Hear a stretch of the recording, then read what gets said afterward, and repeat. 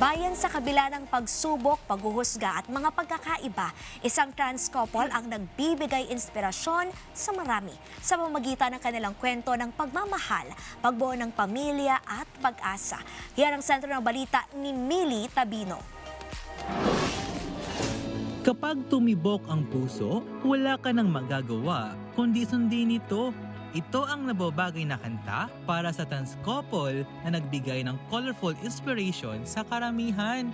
Yan ang pinatunayan ni na Jackie Olicino at TK Pajares na hindi man ordinaryo ang kanilang relasyon sa mata ng karamihan, pero sigurado, totoo at tunay ang tinitibok ng kanilang puso.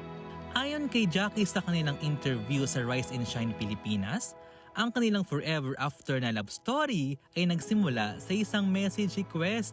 Way back pandemic po talaga, since wala po talaga akong pinagkakakitaan that before. So, napapanood niya na po pala ako na nagvo-vlog na po ako. So, and then nag-confess siya sa akin na parang naka-receive po ako ng message request. Okay. And then, crush niya daw po ako. Ang kanilang kwento ay nagbigay inspirasyon at pag-asa sa maraming netizen, lalo na sa mga nangangarap na bumuo ng sariling pamilya mula sa LGBTQIA+ community. Ayon sa kanila, ang kanilang pag-vlog hindi lang basta content, kundi maging eye-opener sa karamihan na kung sino o ano ka man, we have the right to be loved.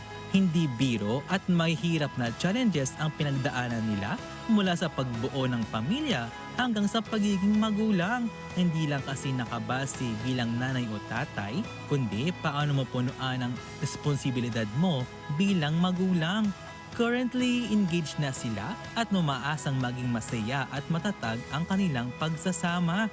Ang love story nila Jackie at TK ay patunay na sa kabila ng pagsubok dala ng pagiging kakaiba, ay posible at maaaring bumuo ng isang pamilyang mapagmahal, matatag at masaya.